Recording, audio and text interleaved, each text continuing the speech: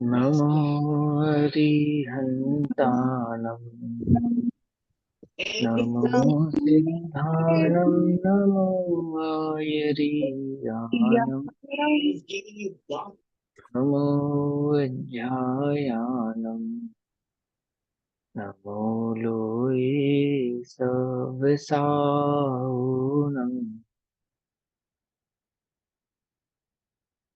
ओंकारं बिन्दुसंयुक्तं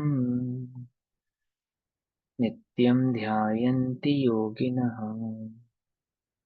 कामदं मोक्षदं चैव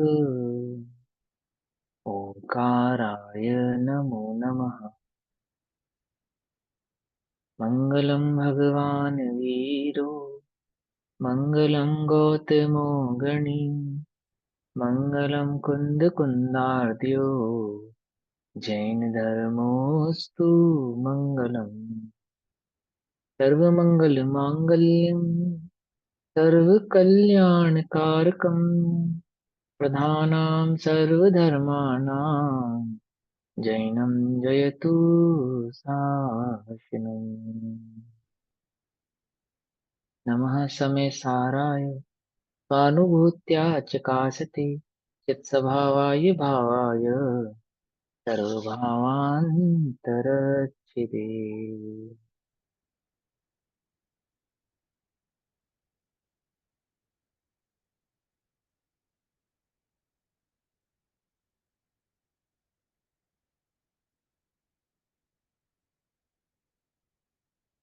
हमारी दोपहरकालीन कक्षा का विषय चल रहा है श्री समय सारजी ग्रंथ।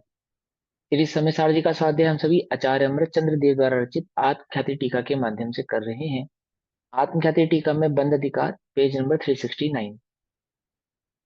369 पेज नंबर, गाथा नंबर 237, 238, 239, 240, 241, 237 से 241 नंबर तक की गाथाएं। भाव ये चल रहा है कि जीव बंध को किस प्रकार से प्राप्त होता है। बंध अधिकार के प्रारंभ में 160, 136, 163, 163, 163 नंबर का कलश आचार्य देव ने कहा, आचार्य अमृतचंद्र देव ने कहा और उसमें सम्यक ज्ञान की महिमा करी। कि सम्यक ज्ञान कैसा है, वह जो सभी के स्वरूप को यथार्थ जानने वाला है, सभी पदार्थों के स्वरूप को यथार्थ जानने वाला है, वह सम्यक ज्ञान उसको मंगल रूप भाते हुए आचार्य देव ने इस बंद अधिकार की टीका प्रारंभ की। अब गाथा 237 से 241 के भाव को पढ़ते हैं कि आचार्य देव क्या कहना चाहते हैं।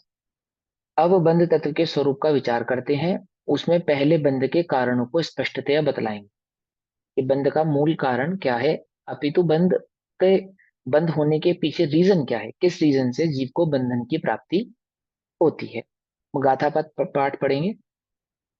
जहनाम को विपुरुषो, जैसे कोई पुरुष, जहनाम को विपुरुषो, जैसे कोई पुरुष, नेह भत्तो दुरेणु बहुलम्नी, तेल आदि और बहुत से धूल वाले, तेल आदि पदार्थों को लगाकर बहुत से धूल वाले, आणमहि ठाई दूण्य, आणमी अर्थात स्थान पर, ठाई दूण रहकर, यानी कि स्थान पर स्थित रहकर, ऐसे स्थान पर स्थित रहकर जो बहुत धूल वाला हो और तेल लगाकर जाए कोई पुरुष।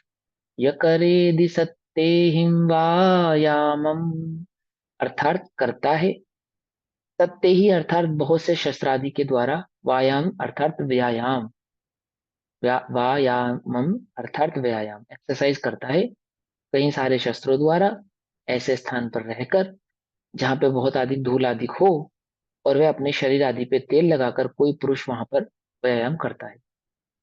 हिंददी भिंददी यतः, छेदता है भेदता है, इस प्रकार।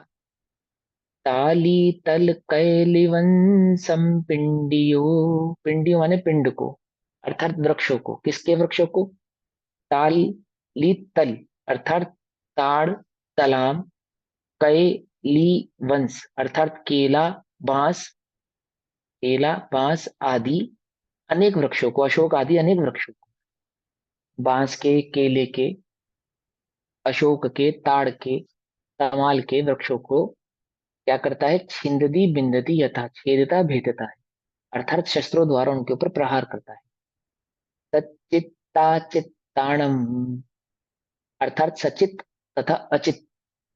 सच्चित्ता चित्ताणम, सचित तथा अचित करेदि दव्वमणुवघातम, सचित तथा अचित आदि द्रव्यों का उपघात करता है।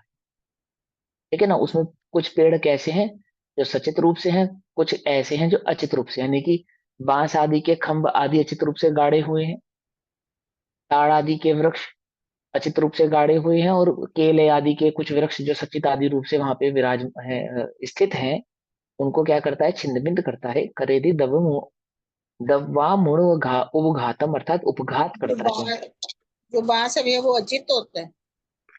हम सचित भी होता है, चित भी होता है, लेकिन प्रैक्टिस करने के लिए जहाँ पे वो गया है वहां पे कुछ पदार्थ, मतलब कुछ पेड़ ऐसे हैं जो सचित रूप से खड़े हैं, और कुछ ऐसे हैं जो अजित रूप के भी वहां पे विराजमान है, यानी कि खड़े हुए हैं। उगादम कुंवतस्त तस्णान विहेहिं करणे ही निश्चय दो चिंते जहूं किम पच्चयो गो दूर बंधु। उगादम, उपघात करते हुए, उगादम उपघात करता हुआ। तो यार, एक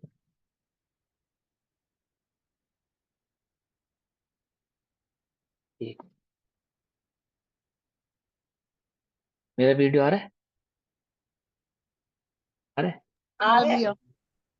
हाँ बस ठीक है। क्या कहते हैं?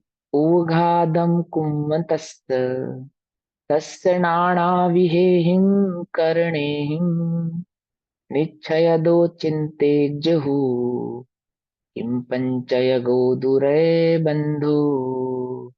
अर्थात नाना, ये नाना विहेहिं, नाना प्रकार के, कर्णेहिं करता है, नाना प्रकार के साधनों द्वारा, कारणों द्वारा, कर्णेहिं अर्थात कारण द्वारा, आधार द्वारा, नाना प्रकार के आधार द्वारा, उवघादम कुंवतस्य, उपघात करते हुए, उवघादम कुंवतस्य उपघात करते हुए, समझी बात?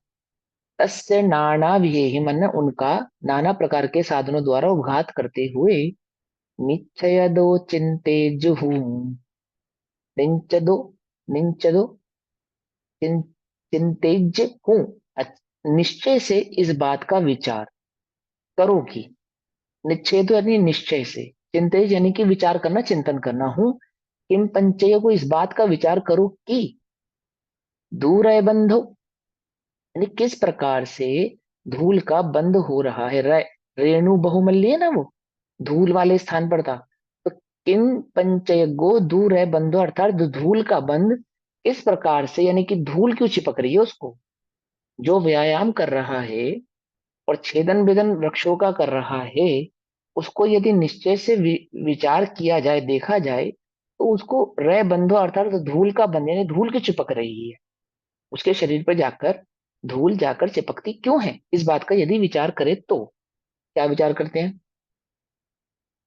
निश्चय दो विनिर्णयम न काय चेठाहिम से साहिम।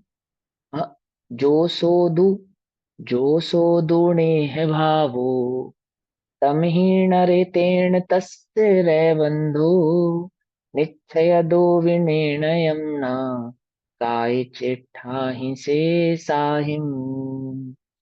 जो सो दु नेह भावो तम ही नरे तेण, नरे अर्थात नर, नरे अर्थात नर, तेण यानी उस पुरुष को, तम ही नरे तेण तस्य रह बंधु, नरे माने नर, तेण यानी उस, तस्य माने उस नर को जो बंद हो रहा है, रह बंधु यानी कि धूल चिपक रही है।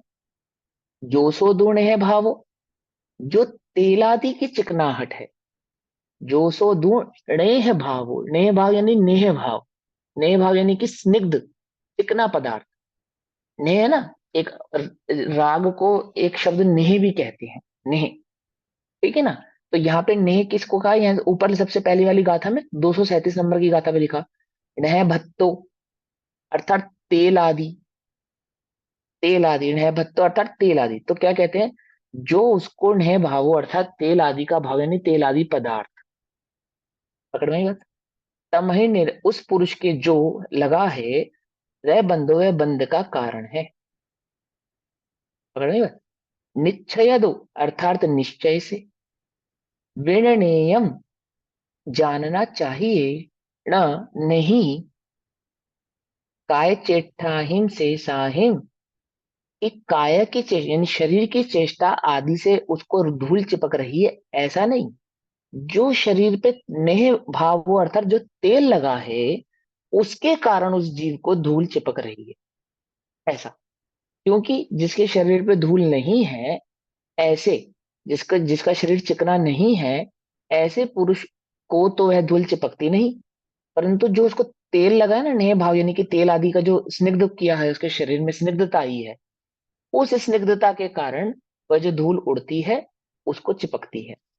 एवं मिथ्या दृष्टि, इस प्रकार मिथ्या दृष्टि, वंटतो बहुविहासु चिट्ठासु, बहुत प्रकार की चेष्टाओं में वर्तता हुआ। एवं मिथ्या दृष्टि, इस प्रकार मिथ्या दृष्टि, वंटतो बंधता है, बहुविहासु बहुत प्रकार की चिट्ठासु चेष्टा करता हुआ, राग आदि ओवो ओगो, राग आदि में उपयोगों से, ओवंतो लिप्पदीरण है, कर्म रूपी लिप्पदी यानी कि कर्म रूपी रज से लिप्त होता हुआ, ऋण माने रज, लिप्पदी यानी कि लिप्त होता हुआ, उव ओगो कुवंतो उपयोग को करता हुआ, किस प्रकार से, रागादि अपने उपयोग को रागादि में करता हुआ, लिप्तादि ऋण यानी कि कर्म रूपी रज से लिप्त होता है, अर्थात बंधन को प्राप्त होता है। कौन, इस प्रकार मिथ्या दृष्टि, जो मिथ्या दृष्टि जीव है, इस प्रकार बंध को प्राप्त होता है, अपने नेह भाव के कारण बंध को प्राप्त होता है। वहां पर नेह भाव रागादि भाव को कहा। पंडित बनारसी दास जी ने भी बंध अधिकार में इसको इसी प्रकार से समझाया कि बंधे एक रागाधिक अशुद्ध उपयोग, बंध का एकमात्र कारण जीव का रागादि परिणाम है। रागादि परिणाम कहने का तात्पर्य यहाँ पे दोनों भावों को समझो, दर्शन मोह चारित्र मोह। यहाँ पे मुख्यता यानी मूल भाव तो दर्शन मोह की अपेक्षा से कहा गया है। जो मिथ्या भाव है उसको यहाँ पे रागादि कहा है। क्यों, क्योंकि देखो यहाँ लिखा है ना, एवं मिथ्या दृष्टि, इस प्रकार मिथ्या दृष्टि, है ना, मिथ्या दृष्टि यानी मिथ्या दृष्टि, उस मिथ्या दृष्टि को क्या है, मिथ्या भाव है, उस मिथ्या भाव का नाम यहाँ पे रागादि का। पकड़ में ही बात, एवं उसको राग आदि का मिथ्या, भैया तेल लिपटा हुआ है, राग आदि का तेल हो गया, जैसे वो वहाँ तेल हो गया, ये हाँ राग आदि का हाँ तेल हो गया। हाँ हाँ, मिथ्यात का तेल हो गया यहाँ पे। ठीक है ना, रागादि कहकर मिथ्यात की मुख्यता कही है, क्योंकि इस प्रकार मिथ्या दृष्टि, मिथ्या दृष्टि वंटतो बंधता है, बहुविहासु बहुत प्रकार की, चिट्ठासु चेष्टा करता हुआ, इसके कारण रागादि उव ओग अपने उपयोग को मिथ्यामय करता हुआ, रागादिमय करता हुआ। कौन से उपयोग को, ज्ञानोपयोग और दर्शनों, दो उपयोग है ना जीव के, दो लक्षण है उपयोग में, ज्ञानोपयोग और दर्शनोपयोग, अर्थात मिथ्या ज्ञान और मिथ्या दर्शन। पकड़ में आई बात, मिथ्या ज्ञान और मिथ्या दर्शन, ये मिथ्या ज्ञान और मिथ्या दर्शन इस जीव के बंध के कारण है। जैसे उस जीव को तेल बंध का कारण है, रज लगने का कारण है, इस प्रकार इस मिथ्या दृष्टि को रागादि भाव कर्म रूपी रज से लिप्त होने का कारण है। पकड़ में आई बात, ठीक है ना, ऐसा। जिस रीत को, देखो यहाँ पे पहले सिद्धांत की अपेक्षा से बात कही जा रही है, सिद्धांत यानी कि आगम की अपेक्षा से, है ना। सापेक्ष करेंगे, अब इसको आगे जाके डिटेल में समझाएंगे कि वह जो राग आदि है वो क्या है, वो कर्म रज आदि है क्या है। राग आदि का करता पहले पिछले गाथाओं में समझाया ना, कि मूलतः राग कोई कर्म के द्वारा कराया गया है, ऐसा नहीं, जीव की अपनी स्वयं की उपादान योग्यता, अपनी स्वयं की भूल ही जीव के मिथ्यात्व का कारण है। और वही जो जीव की अपनी उपादान योग्यता यानी कि मिथ्या भाव है, अपना स्वयं का किया हुआ, जो पर के द्वारा कराया गया नहीं, वह इस जीव को बंध को प्राप्त कराता है। तो बंध भी कैसा, कोई पर पदार्थ जीव को बांध लेता है ऐसा नहीं, जीव की स्वयं की जो मिथ्या मान्यता है, वही उस जीव के मूलतः बंध का कारण भी है, और वही उस जीव का बंध भी है। और वही बात, वही बंध भी है, बंध कोई अन्य पदार्थ है ऐसा नहीं, वही बंध है, वही बंध का कारण। तो यहाँ सिद्धांत से पहले बात को समझाएंगे कि कर्म क्यों बंधते हैं, मिथ्यात्व के कारण बंधते हैं। किसी भी जीव को जो कर्म आदि के बंधन की प्राप्ति हुई है, वो उसके राग आदि भाव के कारण हुई है, और वह रागादि भाव की मुख्यता यहाँ पे मिथ्यात् की अपेक्षा से कही है। ठीक, क्योंकि निर्जराधिकार में तो डिटेल में आपको समझा ही दिया कि बंध तो चारों ही कषायों से होगा, अनंतानुबंधी, प्रत्याख्यान, अप्रत्याख्यान, अनुसंजलन। लेकिन अनंतानुबंधी के बंध को मूलतः बंध माना जाता है और अन्य कषाय के बंध को हम बंध मानते नहीं है, है ना। तो यहाँ पे कोई कंफ्यूज होने वाली बात नहीं है, एकदम सिंपल साधारण सी बात है। उसको साधारण भाव से समझते हुए हम आगे बढ़ेंगे। जिस रीत कोई पुरुष मर्दन, आप करके तेल का, ये बात ध्यान रखो, मूल बात है ये। आप करके तेल का, अपने आप लगाया है वो तेल उसने, इसने जबरदस्ती नहीं थोप दिया उसके ऊपर।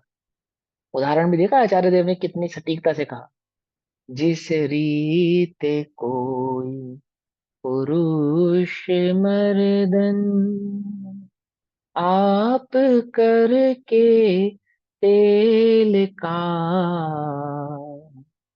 व्यायाम करता शस्त्र से,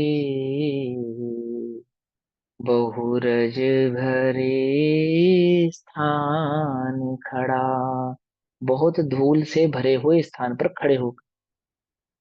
अरुताड़ कदली बांस आदिक, छिन्न भिन्न बहु करे। हैं? ध्यान से समझना। हिं, हिंसा कर रहा है, आचार्य कह रहे हिंसा से नहीं बन रहा है, उल्टा नहीं पकड़ना, कल ग्रहण नहीं करना, है ना।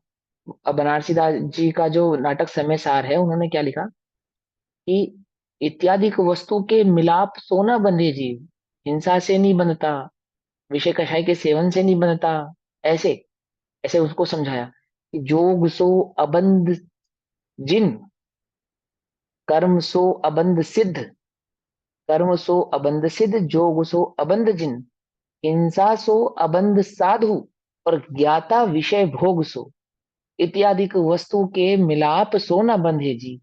बंधे तो एक राग आदि का अशुद्ध उपयोग, तो एक राग आदि का जो अशुद्ध भाव है, वही उस जीव के बंध का कारण है। क्योंकि निर्जराधिकार में क्या समझाया था, भोग करता हुआ भी ज्ञानी भोग के कारण बंध को प्राप्त नहीं होता। कदाचित साधु धर्म का पालन करता हुआ गमन आदि की क्रिया में, उठने बैठने आदि की क्रियाओं में, ध्यान पूर्वक के उन क्रियाओं में करता हुआ वर्तता हुआ भी कदाचित किसी जीव की हिंसा हो जावे, तो वह हिंसा का पाप उस साधु को नहीं लगता। पकड़ में बात, होती नहीं है, होती नहीं है, कदाचित हो जावे। ऐसा नहीं कि हम तो ध्यान से देख के कर लेते, हो गई तो हो गई, ऐसा नहीं, कदाचित हो जावे। होती तो है ही नहीं, कदाचित हो जावे, तो उस हिंसा का उस साधु को बंध नहीं होता। योग जिसको बंध का कारण कहा, आगम में, शास्त्रों में, आगम आगम में, सिद्धांत में जिसको योग को बंध का कारण कहा, वह योग जिनेन्द्र भगवान के भी है और वह योगाश्रव भी है। परंतु वह योग और योगाश्रव होते हुए भी जिनेन्द्र बंध को प्राप्त नहीं होते।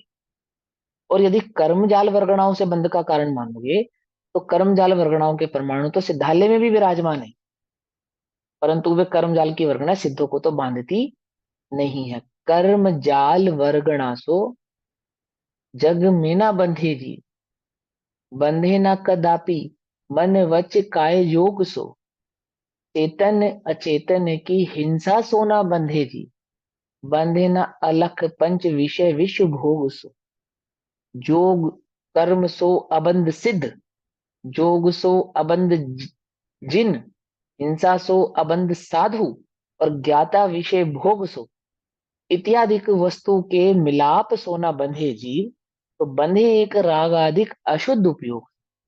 वो इन्हीं इसी भाव को समझाया है वहां पे बनारसी दास जी ने।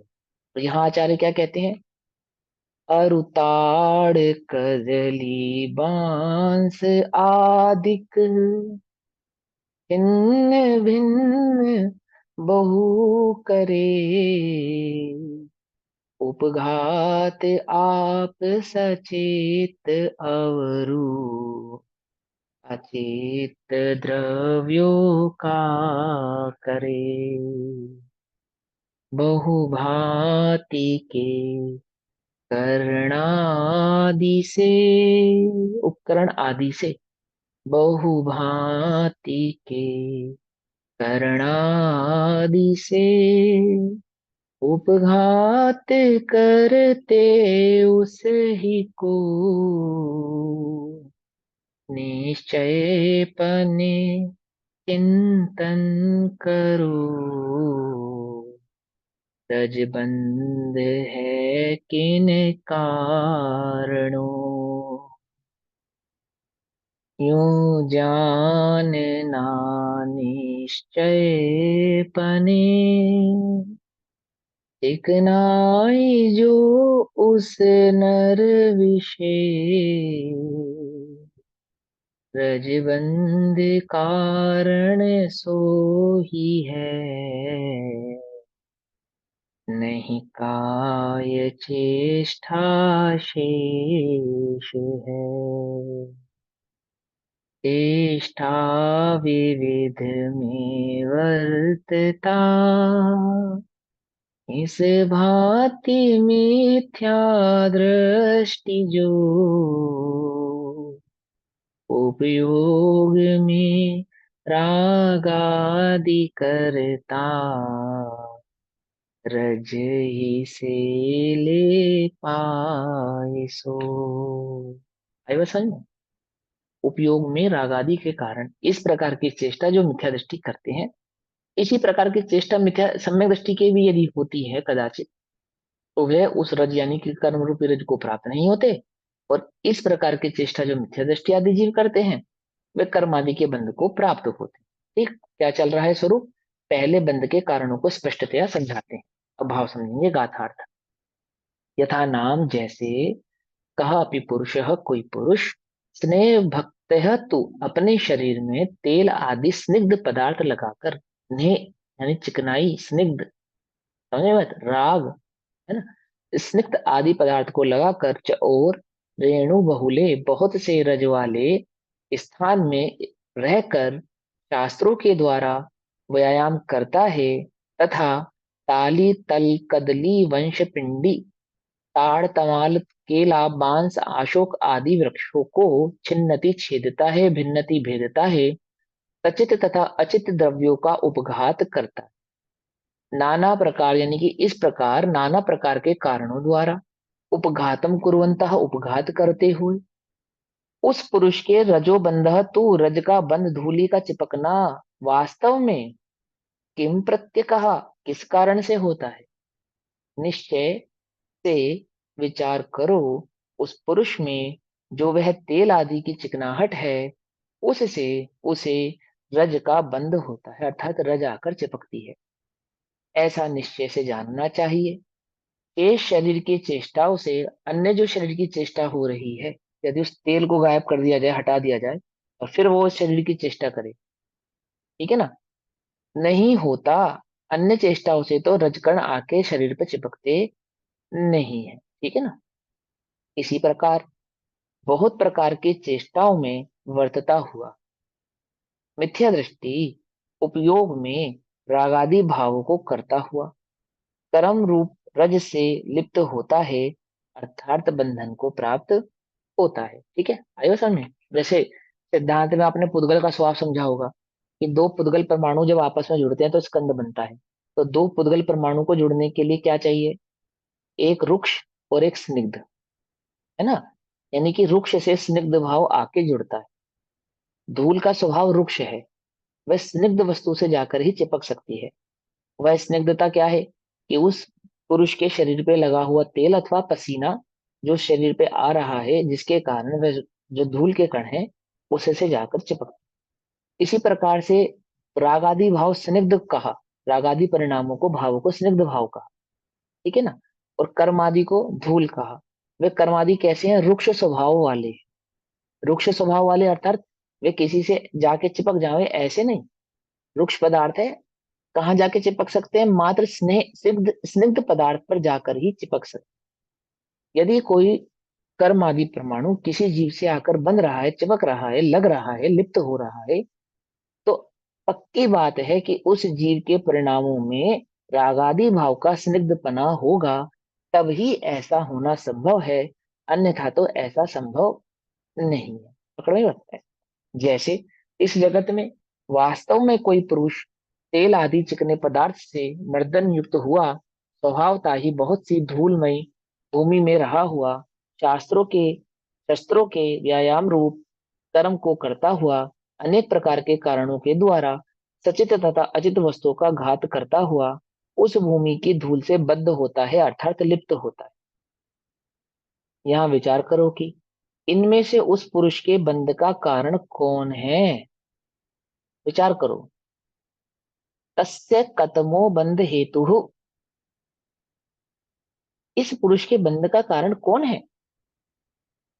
बताओ भैया कौन है? पहले जो स्वभाव से ही बहुत सी धूली से भरी हुई भूमि है, वह धूली बंध का कारण नहीं है। वहां जो धूल उपस्थित है, यदि वह बंध का कारण है ऐसा मानोगे तो क्या कह रहे, नहीं वह बंध का कारण नहीं है। आगे समझाएंगे उसको क्यों नहीं है। क्योंकि यदि ऐसा हो तो जिन्होंने तेल आदि का मर्दन नहीं किया है, ऐसे उस भूमि में रहे हुए पुरुषों को भी धूली बंध का प्रसंग आ जाएगा। पकड़ में आई बात? क्या कहा? यदि वह धूल का स्वभाव ही चिपकना है ऐसा मानेंगे, तो जिन्होंने तेल आदि का मर्दन नहीं किया है, उनको भी वहां पे वो धूल चिपक जानी चाहिए, उनके भी उस धूल का लिप्त होना पना होना चाहिए। ऐसा नहीं है। शस्त्रों का व्यायाम रूप कर्म भी धूली बंध का कारण नहीं है, क्योंकि वो शस्त्र उठा के इधर उधर दौड़ रहा है, चिंद बिंद कर रहा है, नाना प्रकार से उन उपकरणों का इस्तेमाल कर रहा है, उनको चला रहा है, क्या वह उस धूली के चिपकने का कारण है? तो आचार्य देव कहते हैं शास्त्रों का व्यायाम रूप कर्म भी धूली बंध का कारण नहीं है, अर्थात मन वचन काय की चेष्टा से जीव को बंध होता हो ऐसा नहीं है। ठीक है ना? अभी छल ग्रहण नहीं करना इस भाव से, ध्यान से समझाएंगे इसको कि मन वचन काया की चेष्टा से क्या नहीं होता, कर्म बंध नहीं होता। हमें क्या लगता है, मन वचन काया की चेष्टा नहीं करेंगे तो हमें बंध नहीं होगा। बोलो भैया, काय की कौन सी चेष्टा रोक कर आप बंध रोकना चाहते हैं? बोलो। ये बात पक्की है कि जब स्वरूप में एकाग्रता होती है, स्थिरता होती है, तो मन वचन काय में भी एकाग्रता और स्थिरता होती है। ये बात पक्की। जितनी जितनी स्वरूप में एकाग्रता होगी, स्थिरता होगी, उतनी उतनी काय मन वचन काय में भी एकाग्रता होगी और स्थिरता होगी। ये बात तो पक्की है। ठीक है ना? लेकिन मात्र मन वचन काय में स्थिरता हो और स्वरूप में एकाग्रता स्थिरता ना हो, तो वह स्थिरता सच्ची स्थिरता नहीं है। क्या कहते हैं? इस इस इस रीजन से, इस कारण से ये समझाते हैं कि किसी जीव को मन वचन काय की चेष्टा हो रही है, यानी कि वो जो धूल आदि में व्यायाम कर रहा है, क्या वो व्यायाम उस जीव के बंध का कारण है? तो क्या कहते हैं, क्योंकि यदि ऐसा हो तो जिन्होंने तेल आदि का मर्दन नहीं किया है, उनके भी शस्त्र व्यायाम क्रिया के करने से धूली बंध का प्रसंग आ जाएगा। अर्थात ऐसे भी जीव वहां पे व्यायाम कर रहे हैं, सेम उसी प्रकार की चेष्टाएं कर रहे हैं, उसी प्रकार से छिंद बिंद आदि कर रहे हैं, परंतु उन्होंने तेल आदि का मर्दन नहीं किया है, तो उनको धूल का लेपन क्यों नहीं हो रहा? ठीक है ना? समझ में आई बात? नहीं समझ में आई? और ऐसे भी हैं जिन्होंने तेल आदि का मर्दन तो किया है, परंतु व्यायाम नहीं कर रहे हैं, और उस धूल भरी भूमि में एकाग्र एक रूप से खड़े हैं, तो वह उड़ती हुई धूल आकर उनसे चिपक रही है, वे तो व्यायाम नहीं कर रहे।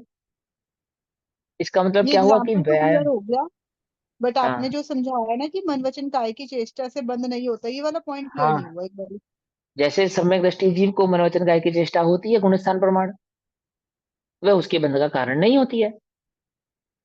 समझे? भोग आदि की प्रवृत्ति भी होती है, युद्ध आदि की प्रवृत्तियां भी होती है चौथे पांचवें गुण स्थानों में, और छठे गुण स्थानों में यथा योग्य आचार विचार और व्यवहार भी होता है ना, विहार होता है, निहार होता है, आदि आदि क्रियाएं होती हैं। कोई उनसे जीव को बंद होता हो ऐसा नहीं है।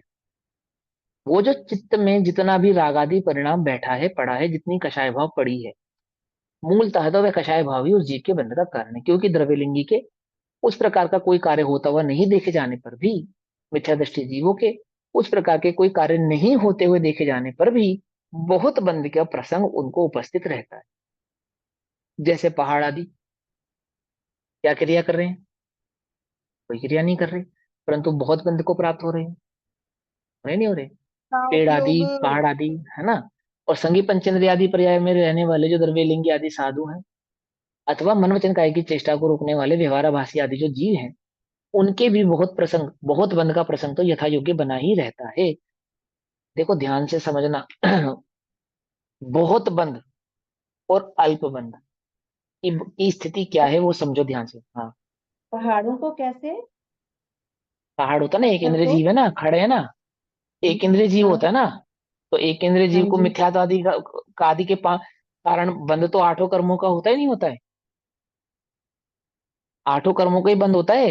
एक इंद्रिय, दो इंद्रिय, तीन इंद्रिय, चार इंद्रिय जीवों को पूरा बंद होता है। कोई उनको कम बंद होता हो ऐसा नहीं है। पर उनकी कोई क्रिया तो ऐसी नहीं है। कोई पाप की क्रिया, पाप की प्रवृत्ति तो वो नहीं कर रहे हैं, तो भी उनको बंद होता है। निगोदी आदि को बंद नहीं होगा। अरे वो क्या मन समझाना वचन चाहते हैं काया कि की। हाँ, मन वचन काया नहीं है ना। लेकिन मन हाँ। वचन काया नहीं होने पर भी उसकी प्रवृत्ति काया तो है। वचन नहीं है, काया तो है। काया तो है, लेकिन उसकी प्रवृत्ति प्रवृत्ति नहीं कर रहे। तो प्रवृत्ति नहीं करने पर भी बंद नहीं हो रहा है ऐसा नहीं है, बंद तो हो रहा है। ठीक है ना। मूल बंध किसको कहते हैं वो समझाना चाहते हैं कि वो मिथ्यात्व का जो वहां पे परिणाम है वह उस जीव के अनंतानुबंधी बंध का कारण है। अनंत में अनंत का जो अनुबंध का आश्रय वह जीव कर रहा है। वह क्यों कर रहा है? क्योंकि वहां पे मिथ्या भाव उपस्थित है। ऐसा युद्ध में लड़ते हुए देखो, रावण और राम दोनों युद्ध कर रहे हैं, बंद किसको हो रहा है ना? रावण को हो रहा है। राम और लक्ष्मण एक कैसे? ही अभिप्राय से युद्ध कर रहे हैं, बंद किसको अधिक हो रहा है? लक्ष्मण को। लक्ष्मण को अधिक हो रहा है, राम को नहीं हो रहा है। राम को अल्प हो रहा है। भैया भैया ऐसा कह सकते हैं क्या कि हाँ अगर हम मन वचन काया की प्रवृत्ति को बंद कहेंगे तो फिर उसके अभाव हाँ। में अपने को अबंध मानना पड़ेगा, तो यहाँ पे ये दोष आ जाएगा। अभाव तो कभी होता नहीं ना, संसार नहीं अवस्था में होता कोई है ना ये कोई तो रहता ही है ना। मतलब। हाँ मतलब ऐसा कि हाँ उसकी स्थिरता या हाँ एकाग्रता जो भार में ये हाँ हाँ, जीव करता उसकी है स्थिरता और एकाग्रता को अबंध मानना पड़ेगा, जो कि संभव मानना नहीं है, पड़ेगा। होता हुआ दिखाई देता नहीं। ऐसा। हम्म। ठीक है हम ना। इसको ऐसे भी यहाँ पे कह सकते हैं ना, जो अपने स्वरूप को नहीं जानता उसको बंदी हो रहा है, वो मिथ्या दृष्टि हुई है। वो तो और है ही, मिथ्या वो तो दृष्टि कह ही तो हर रहे समय हैं। बंदी हो रहा हाँ वो तो कह ही रहे हैं, है। वही बात वही तो कह ही रहे कहना हैं। चाह रहे हो। लेकिन मूल बात को समझो कि यदि कोई ऐसा समझे कि मैं मन वचन काया की चेष्टा को रोक लूंगा तो मुझे बंद नहीं होगा, तो कह रहे हैं ऐसा नहीं है। ये बात भी पक्की है कि जिसको स्वरूप में एकाग्रता होगी, जितनी एकाग्रता होगी उतनी मन वचन काय में भी एकाग्रता झलकती है, ये बात भी पक्की है। परंतु मात्र मन वचन काय की एकाग्रता से बंद होना रुक जाता हो ऐसा नहीं है। इनको कह रहे हैं ये बात जो अपने को शरीर मानते हैं, शरीर रूप से वर्तते हैं, शरीर ही आत्मा है ऐसा जानते हैं। वे शरीर आदि की क्रिया के होने नहीं होने की अपेक्षा से ही अपने बंध को मानते हैं, जानते हैं। उनके इस मिथ्या भाव को तुड़ाने के लिए आचार्य देव कहते हैं कि शरीर आदि की क्रिया कोई जीव के बंध का कारण नहीं है। ऐसा नहीं कहते हैं कि शरीर आदि से खूब क्रिया करो, जितना पाप हो सकता है, स्वच्छंदता हो सकती है, वर्तो नहीं। वो कहते हैं स्वरूप में एकाग्र हो। स्वरूप की एकाग्रता ही एकमात्र जीव के अबंध होने का कारण है। आप कितनी भी प्रवृत्ति कर रहे हो, अगर स्वरूप की एकाग्रता के बिना कर रहे हो तो है ना स्वच्छंदता, वह तो स्पष्ट ही स्वरूप की एकाग्रता नहीं है, तो स्वरूप स्पष्ट ही स्वरूप की तुम्हें खबर नहीं है। और यदि स्वरूप की खबर है तो वो स्वच्छंद ही नहीं है। तो यहाँ स्वच्छंद होने का उपदेश नहीं है, यहाँ तो स्वरूप की एकाग्रता, उसकी खबर का भाव समझाने की बात है। क्या कहते हैं? शास्त्र आदि का व्यायाम क्रिया के करने से धूली बंध का प्रसंग आ जाएगा। किनको? उनको जिन्होंने तेल आदि का मर्दन नहीं किया है, परंतु उनके तो होता दिखाई देता नहीं। अनेक प्रकार के कारण भी धूली बंध का कारण नहीं है। अनेक प्रकार के कारण है ना। क्योंकि यदि ऐसा हो तो जिन्होंने तेल आदि का मर्दन नहीं किया है उनके भी अनेक प्रकार के कारणों से धूली बंध का प्रसंग आ जाएगा। सचित तथा अचित वस्तुओं का घात भी धूली बंध का कारण नहीं है। देखो, सचित अचित यानी कि वो हिंसा भी धूली बंध का कारण नहीं है। ये उदाहरण दे रहे हैं वो। क्योंकि यदि ऐसा हो तो जिन्होंने तेल आदि का मर्दन नहीं किया है उन्हें भी सचित तथा अचित वस्तुओं का घात करने से धूली बंध का प्रसंग आ जाएगा। इसलिए न्याय के बल से ही यह फलित अर्थात सिद्ध हुआ कि यदि न्याय से देखा जाए, न्याय के बल से यह बात सिद्ध होती है, फलित होती है। क्या फलित होती है? कि उस पुरुष में तेल आदि का मर्दन करना बंध का कारण है, अर्थात उस पुरुष को जो स्निग्ध पदार्थ का लेपन हुआ है वह स्निग्ध पदार्थ की लेपनता ही उस जीव के मूलतः बंध का कारण है, अर्थात धूलि आदि के चिपकने का मूल कारण है। इसी प्रकार मिथ्या दृष्टि अपने में राग आदि करता हुआ, राग आदि करता हुआ अर्थात मिथ्या भाव को धरता हुआ, स्वभाव से ही जो बहुत से कर्म योग पुद्गलों से भरा हुआ है, ऐसे लोक में काय वचन और मन का कर्म क्रिया करता हुआ। ठीक है ना। देखो सम्यक दृष्टि को मन वचन काया की क्रिया रुकती है या नहीं रुकती, स्पंदन रुकता है या नहीं रुकता, बताओ, पहले ये नहीं, समझ उस लो। हिसाब से तो नहीं, नहीं रुकता। करना तो कौन से अनुयोग के हिसाब से रुक जाता है, चरणानुयोग नहीं की रुकता। अपेक्षा से रुका हुआ कहा तो जाता है, ये बात तो ठीक है। लेकिन यदि स्वभाव से देखा जाए तो मिथ्या दृष्टि के मन वचन काया की चेष्टा कभी रुकती ही नहीं है। क्योंकि योगों का जो स्पंदन है, स्पंदन, वो किसको कहते हैं, ये इसको तो उपचार से योग कहते हैं, इस देह को तो उपचार से योग कहते हैं, समझे। वह एक्चुअल योग तो आत्म प्रदेशों के स्पंदन को कहते हैं। शरीर ऐसे स्थिर करने से योगों का स्पंदन होना रुकता नहीं है। क्योंकि योगों में जो स्पंदन बना होता है वो कषाय आदि भाव के कारण होता है। पकड़ा है मत, यदि आपने अपने मन में किसी भी प्रकार का क्रोध नहीं किया तो मन में क्रोध आदि भावों का स्पंदन नहीं होगा, ऐसा लगता है आपको। इस ये जो मन में जो क्रोध आदि भाव उत्पन्न होता है ये तो बहुत स्थूल है, उपचार में उपचार इसको क्रोध कहते हैं। उपचार में उपचार कह के इसको क्रोध कहते हैं। क्रोध का परिणाम भी ना हो तो भी आपको अनंतानुबंधी क्रोधमान माया लोभ है। क्रोध का परिणाम भी ना हो, इसको तो बहुत स्थूल, ये जो क्रोध भाव उत्पन्न होता है ना ये तो बहुत स्थूल परिणाम है। स्थूल स्थूल यानी कि उपचार में भी उपचार कह के इसको क्रोध कहते हैं। वास्तविक क्रोध नहीं है ये। वास्तविक क्रोध क्या है। अच्छा, पंडित टोडरमल जी ने तो कहा कि बुरा आत्मरुचि। करने के दूसरे के बुरा करने के परिणाम का नाम क्रोध कहा। वो भी स्थूल दृष्टि से समझाया। और सूक्ष्म दृष्टि से क्या कहा, स्वभाव का जो अदेख सका का परिणाम है, अर्थात आत्मा की ओर नहीं देखने का जो परिणाम है, वह वास्तविक क्रोध है। क्यों, क्रोध में ऐसा ही तो होता है, जिसके प्रति क्रोध होता है उसको देखना नहीं चाहते, उसकी बात नहीं सुनना चाहते, उसकी ओर दृष्टि नहीं करना चाहते, ऐसे ही तो होता है। और क्या होता है क्रोध में, जिसके प्रति क्रोध होता है उसका विचार करना चाहते हो, हमें नहीं सुनना उसके बारे में। तो तुम्हें आत्मा से आत्मा की बात सुनना चाहते हो, आत्मा की ओर देखना चाहते हो, तुम देख रहे हो आत्मा की ओर, ये नहीं देख रहे तो तुम्हें क्रोध है उससे, तभी तो नहीं देख रहे। क्योंकि जिससे द्वेष होता है उसकी ओर देखते नहीं। पकड़ में बात नहीं, पकड़ में, समझे, हाँ ऐसा। तो क्या कहते हैं, इसी प्रकार मिथ्या दृष्टि अपने में राग आदि करता हुआ, स्वभाव से ही जो बहुत से कर्म योग पुद्गलों से भरा हुआ है, ऐसे लोक में काय वचन और मन का कर्म क्रिया करता हुआ अनेक प्रकार के कारणों के द्वारा सचित तथा अचित वस्तुओं का घात करता हुआ कर्म रूप रज से बनता है। यानी कि मनोवचन कर्णों काय की दिया हुआ चेष्टा है। करता हुआ अचित अचित सचित अचित आदि वस्तुओं की, क्या, कारण नहीं, कर्णों दिया हुआ है तो अर्थ हाँ बदल करण, जाएगा। करण और कारण एक ही बात है। करण माने उपकरण, कारण, करण कहो या कारण कहो, ठीक है ना। आधार, करण माने आधार, कर्ता ने कर्म को करण से, साधन। हाँ करण माने कारण, कारण कहो साधन करण भी कहो होता एक है। ही बात है। साधन भी होता है, साधन करण, करण यानी साधन, करण से, कर्ता ने कर्म को करण से, तो कारण भी कह सकते हैं, उसमें कोई दोष नहीं है। ठीक। तो क्या कहते हैं, मन वचन काय कर्म क्रिया करता हो अनेक प्रकार के करणों के द्वारा, साधनों के द्वारा, कारणों के द्वारा सचित तथा अचित वस्तुओं का घात करता हुआ कर्म रूप रज से बनता है। यानी कि मन वचन काय की चेष्टा करता हुआ और सचित अचित वस्तुओं का घात उपघात भोग उपभोग की आदि क्रिया करता हुआ यह जीव बंध को प्राप्त होता है। किसके कारण, राग आदि के तेल के कारण, अर्थात मिथ्यात्वादी भाव का जो तेल यानी स्निग्धपना उसके विचार उपयोग में है उसके कारण। यहाँ विचार करो कि इनमें से उस पुरुष के बंध का कारण कौन है, क्या उसके मन वचन काय की चेष्टा अथवा चित अचित वस्तुओं का उपघात अथवा भोग आदि की क्रिया। तो क्या कहते हैं, प्रथम स्वभाव से ही जो बहुत से कर्मयोग पुद्गलों से भरा हुआ है, ऐसा लोक बंध का कारण नहीं है। अर्थात कर्म वर्गणाएं जो इस लोक में व्याप्त हैं उसके कारण इस जीव को बंध हुआ है, ऐसा नहीं है, पहली बात। दूसरा, क्योंकि यदि ऐसा हो तो सिद्धों को भी, जो कि लोक में ही रहते हैं, है ना, जो कि लोक में ही रह रहे हैं, उनको भी बंध का प्रसंग आ जाएगा, है ना। जो लोक में ही तो रहते हैं ना, उनको भी बंध का प्रसंग आ जाएगा। क्योंकि वे जो कर्म आदि योगों की वर्गणाएं हैं वे तो सिद्धालय में भी ज्यों की त्यों रूप से प्रवृत्ति कर रही हैं। काय वचन मन का कर्म, अर्थात काय वचन और मन की क्रिया रूप योग भी बंध का कारण नहीं है। क्योंकि यदि ऐसा हो तो यथाख्यात संयमों के भी काय वचन मन की क्रिया होने से बंध का प्रसंग आ जाएगा। अर्थात अरिहंत भगवान के भी मन वचन काय या काय वचन और मन पाए जाते हैं तो उनके भी बंध का प्रसंग आ जाएगा, लेकिन उनको तो बंध नहीं होता। तो कर्म जाल वर्गणा तो बंध का कारण नहीं है, और काय वचन मन भी बंध का कारण नहीं है। दो बातें आगे।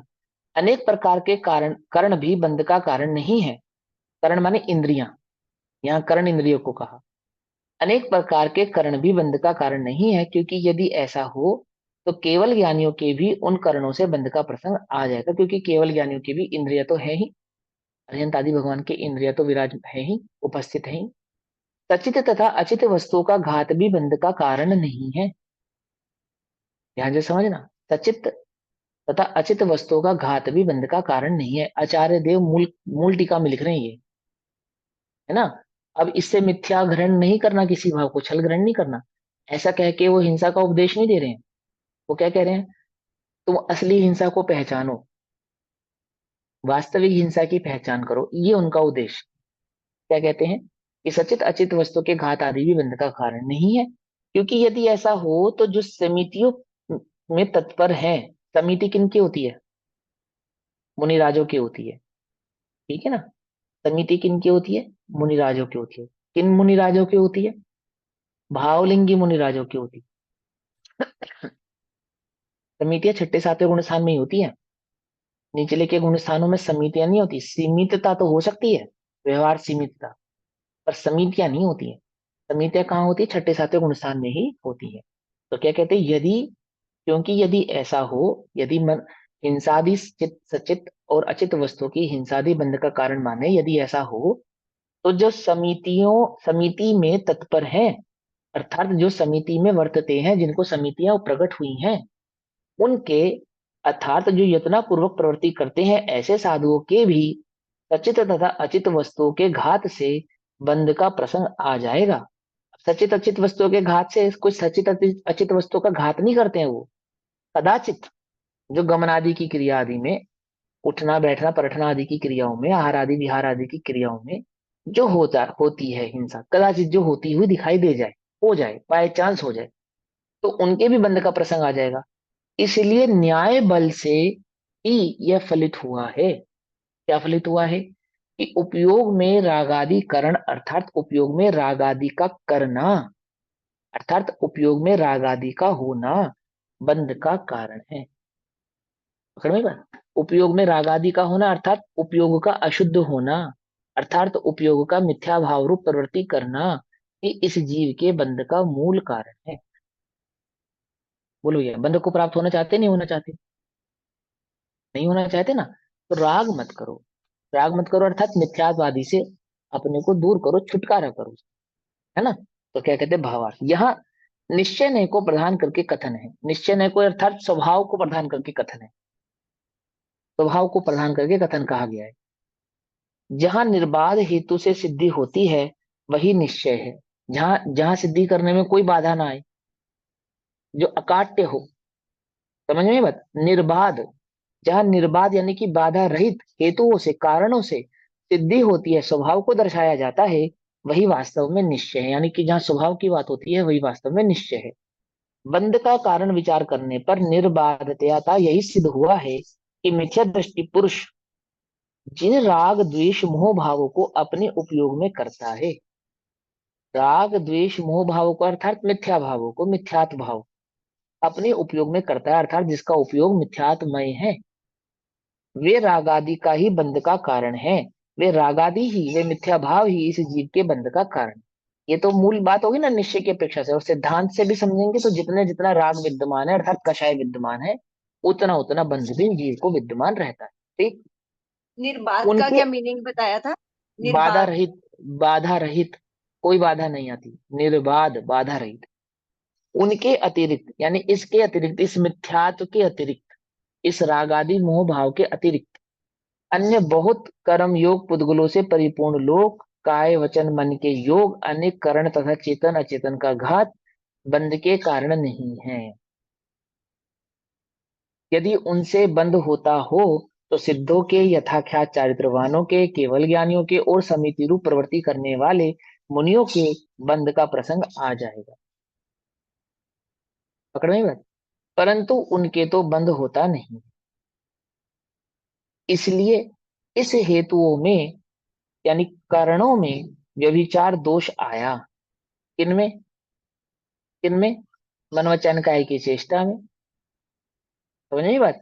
चेतन अचेतन आदि की हिंसा आदि उपभोग आदि परिणामों में, और कर्म जाल की जो वर्गणाएं हैं, कर्म वर्गणाएं हैं, उनमें व्यभिचार दोष आया। इसलिए निश्चय है कि बंध का कारण तो एक रागाधिक ही है, एकमात्र इस जीव का मिथ्या परिणाम मिथ्या भाव ही है, अन्य उग्र कोई परिणाम इस जीव के बंध का कारण नहीं। ठीक। यहाँ समिति रूप प्रवृत्ति करने वाले मुनियों का नाम लिया गया है और अविरत देशव्रती नाम नहीं लिया। इसका यह कारण है कि अविरत और देश विरत के बाह्य समिति रूप प्रवृत्ति नहीं होती। आगे ना बात, समिति किसकी होती है? और छठे सातवें गुण स्थान वाले मुनिराजों की होती है। ठीक है ना? बाकी किसी की नहीं होती। कोई सीमित बोलता है उसका नाम समिति नहीं है, वो तो व्यवहार समिति है। सीमित क्रिया करना, सीमित विचार करना और सीमित वचनालाप करना यानी कि कहना, इसको तो व्यवहार समिति कहते हैं। निश्चय से तो जो समिति होती है यानी कि आत्म प्रदेशों का उतना सीमित हो जाना, स्पंदन का सीमित हो जाना। आत्म प्रदेशों में जो स्पंदन होता है ना मन वचन काय के माध्यम से, उन स्पंदनों का रुक जाना या सीमित हो जाना, उसका नाम वास्तव में समिति है। ठीक। और वह किसको होती है? वो गुणस्थान प्रमाणी होती है, वो छठे सातवें गुण स्थानों में ही प्रकट होती है। वहीं जाकर वास्तविक स्पंदन स्पंदन तकता में मन अवरोध उत्पन्न होता है, यानी कि थोड़ा रुकती है, इसलिए वहां पे उसको कहा बाह्य समिति रूप प्रवृत्ति नहीं एक बार होती। फिर समिति का मतलब एक बार फिर तो कहना। मन वचन काय के अनुसार जो आत्मा में योग स्पंदन होता है, जिसको योग कहा, उस स्पंदन का सीमित हो जाना, रुक जाना, कम हो जाना, कम होना, उसका नाम समिति है। तो अरिहंतों को समिति है या नहीं है? बोलो, अनंत भगवान को समिति है या नहीं है? कौन सी समिति है। होगी उनको? बोलो। उनकी समिति क्या अनंत समिति कहलाएगी ना उनकी? ज्ञान अनंत, दर्शन अनंत, चारित्र अनंत, अनंत चारित्र प्रकट हुआ ना, तो समिति चारित्र का भेद है। तो अनंत चारित्र प्रकट हुआ यानी समिति में अनंतता आ गई। क्या अनंतता आ गई? कि वहां आत्म प्रदेशों का स्पंदन रुक गया। कौन सा स्पंदन? वो जो आश्रव यानी उस जीव के आश्रम का कारण बन रहा था, ऐसा स्पंदन रुक गया। अब वहां पे आश्रव तो है, योग आश्रव, समझे? लेकिन कैसा योग आश्रव है वे? तो समिति, महासमिति जो उनको प्रकट हुई है ना, वह रागादि वाला जो स्पंदन था वह स्पंदन वाला आश्रव नहीं है। वह बस योग आदि की जो रह गई है ना स्थिति, उस योग आदि का आश्रम मात्र है, यानी वह बंध को प्राप्त होने वाला आश्रम नहीं। भैया फिर समझ में उसको बात? 5 समितियों पे कैसे लगाएंगे? कौन क्रिया सी समिति? समिति, इसकी 5? समिति 5 नहीं, ये समितियां 3 होती है समिति। ना। यहाँ पे समिति 3, यहाँ पे 3 गुप्ती की अपेक्षा वाली समिति है। मन वचन और काय की अपेक्षा से होने वाली समिति की बात है। ठीक है। और चाहे उसमें भी लगा लो, उसमें भी कोई बात नहीं है। इर्यापतिक आदि आश्रम जो मुनिराजों के होता है वो अरिहंतों को नहीं होता। समझे नहीं समझे? तो वो ये वाला आश्रम थोड़ी व्यवहार, होता है। व्यवहार और निश्चय का कथन आ जाएगा। वो व्यवहार से 5 पे लगा देंगे और निश्चय से 3 पे लगा देंगे कि पांचों पे ही अगर। लगा लो निश्चय से, पांचों पे लगा लो निश्चय से, क्या दोष है ये बताओ? तो ये क्या मन समझ में वचन नहीं काया आएगी? गुप्त ही नहीं आ सकता, यहाँ पे सिमती ही आएगा। क्या? मन फिर से वचन पूछो। काया गुप्ती जैसे कहते हैं ना, 5 सिमती 3 गुप्तियां। हाँ। हम वो गुप्तियां समितियां वो सब अपेक्षा से समझाने की बातें हैं, आपको समझाने के लिए कही जाती है व्यवहार में। मूलतः तो एक आत्मा के उपयोग की स्थिरता का ही नाम गुप्ती है, उपयोग की स्थिरता का नाम ही समिति है, उपयोग की स्थिरता का नाम ही मुनि दशा है, उपयोग की स्थिरता का नाम ही अनंत अवस्था है। अब कितनी कितनी स्थिरता होती है, उतना उतना जितना जितना गुण स्थान बढ़ता है उतनी उतनी हाँ उसमें स्थिरता संग होती है, और उतना सत्संग। उतना उसका वह नाम है। पूर्ण स्थिरता अर्यंत अवस्था है ना? यथाख्यात चारित्र, यथाख्यात चारित्र मुनिराजों के चारित्र नहीं है? है कौन सा चारित्र है? कौन सा चारित्र है? यथाख्यात, यथाख्यात। नहीं, मुनिराजों के मुनिराजों के एक कौन सा देश। चारित्र है? पहले आगे गुण स्थान तक ही तो होते हैं यथाख्यात चारित्र। हाँ, मैं पूछ रहा हूँ कि मुनिराजों का अरिहंतों का चारित्र है और मुनिराजों का चारित्र है, तो अरिहंतों का कौन सा चारित्र है और मुनिराजों का कौन सा चारित्र है? अरे अरिहंतों बाबा, का तो यथाख्यात चारित्र यथा होता है। इनका एक हाँ, देश, एक देश कल चारित्र होता है। चारित्र, एक देश सकल सकल। चारित्र कहते हैं, सकल चारित्र। समझे नहीं समझे? तो आ- जिस कषाय का जितना भाव सद्भाव रहता है यानी कि अस्थिरता रहती है, उस अस्थिरता की अपेक्षा से वहां उसको चारित्र नाम कहते हैं। 5 समिति और 3 गुप्ती, किसके भेद हैं? चारित्र के भेद हैं, चारित्र के भेद है ना। अर्यंत भगवान को यथाख्यात चारित्र प्रकट हुआ है, अनंत चारित्रवान हुए हैं वो। क्या चारित्र प्रकट हुआ है? कि वो 5 समिति और 3 गुप्ती, अब माने या नहीं माने कि उसमें अनंतता आ गई। अनंतता आ गई मतलब वह जो उपयोग में, वह जो आत्म प्रदेशों का स्पंदन था वह रुक गया। बस इतनी सी बात यहाँ पे समझने वाली है, और कुछ नहीं, इसमें कोई विशेष बात नहीं, ठीक है ना। क्या कहते हैं, यहाँ समिति रूप प्रवृत्ति करने वाले मुनियों का नाम लिया गया है, यानी कि जो 5 समिति 3 गुप्ती आदि रूप प्रवृत्ति करते हैं उनका नाम लिया गया है। और अविरति देशव्रति का नाम नहीं लिया है, यानी चौथे गुण स्थान और पंचम गुण स्थान वालों का नाम नहीं लिया है। अविरत यानी चौथा गुण स्थान और देशव्रत यानी 5वां गुण स्थान। अविरति तथा देशव्रति के बाह्य समिति रूप प्रवृत्ति नहीं होती, क्योंकि मन वचन काया की एकाग्रता या उसके रुकने का नाम नहीं है समिति। उतना उतना चारित्र प्रकट होने का नाम समिति है, जो छठे सातवें गुण स्थान में ही होता है। ऐसा करना ही बात। यहाँ पे देशव्रति और क्या नाम है, अणुव्रति कहने के प्रति या अवृति कहने का जो भाव है, वो श्रावक और मुनिपना नहीं, कषाय के अभाव के अपेक्षा से कहा गया भाव है। अवृति कहने का मतलब चौथा गुण स्थान, देशव्रति कहने का मतलब 5वां गुण स्थान, और समिति कहने का मतलब छठा गुण स्थान या उसके छठे से ऊपर वाले गुण स्थान। गुण स्थान प्रमाण चरणानियोग की अपेक्षा से नहीं कथन हो रहा है यहाँ पे, यहाँ पे कर्णानियोग की अपेक्षा से कथन हो रहा है। यानी कि जिसका स्केल वास्तव में वहां प्रकट हुआ है, यानी उसको वो गुण स्थान प्रकट हुआ है, बाह्य आचरण की अपेक्षा से नहीं कह रहे हैं यहाँ पे। समझ में ये बात, वो उसकी मुख्यता से इसको कथन को कह रहे हैं। अविरति तथा देशव्रति के बाह्य समिति रूप प्रवृत्ति नहीं होती, इसलिए अब देखो मुनिराज तो चौथे गुण स्थान वाले भी हो सकते हैं, पंचम गुण स्थान वाले भी हो सकते हैं, और पहले गुण स्थान वाले भी हो सकते हैं। तो कोई मुनिराज छठे गुण स्थान से गिरकर, सातवें गुण स्थान से गिरकर मान के चलो चौथे गुण स्थान या पहले गुण स्थान में आ गए, तो वहां उनकी प्रवृत्ति में कोई दोष नहीं आता। जैसी प्रवृत्ति छठे गुण स्थान में थी, प्रवृत्ति बाह्य प्रवृत्ति बिल्कुल वैसी की वैसी ही पहले अथवा चौथे अथवा 5वें गुण स्थान में बनी रहती है, प्रवृत्ति दोष नहीं होता। पकड़ में बात। लेकिन कहाँ कहाँ पे घटना बढ़ना हुआ है, वहां गुण स्थानों में घटना बढ़ना हुआ है।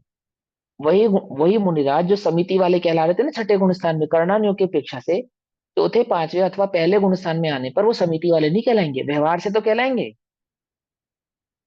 गुण स्थान की अपेक्षा से नहीं कहलाएंगे। कुछ बात समझ में नहीं आ रही है? ऐसे समझना। तो क्या कहते हैं, अविरति देशव्रति का नाम नहीं लिया है, इसका यही कारण है कि अविरति तथा देशव्रति के बाह्य समिति रूप प्रवृत्ति नहीं होती।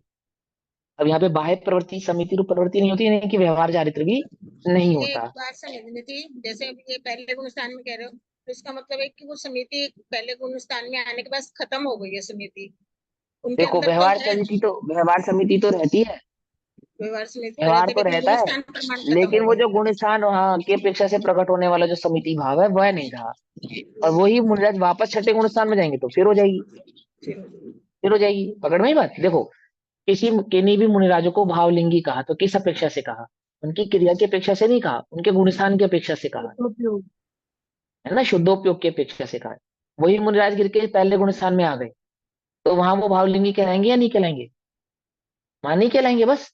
अब कोई मुनिराज भावलिंगी है या नहीं, ये तुम्हारे ज्ञान का विषय नहीं है, ये तो गुणस्थानों की परिपाटी में क्या कहा जाता है उसकी चर्चा चल रही है। समझे नहीं समझे, क्या कहा जाता है गुणस्थानों की परिपाटी में, अमुक गुणस्थानों को किस प्रकार से संबोधित किया जाता है, ये तो उसकी बात चल रही है। बाह्य में तो उनका जो बाह्य आचरण है वही वैसा ही रहेगा जैसा छठे वाले का, ऐसा पहले वाले का रहेगा, अंतर नहीं पड़ेगा। घोर मिथ्या दृष्टि हो जावे तो बात अलग है, उसकी तो बात ही नहीं कर रहे, जो व्रतों में दोष लगावे उसकी बात नहीं चल रही है, यहाँ तो गुणस्थानों की परिपाटियों की बात चल रही है।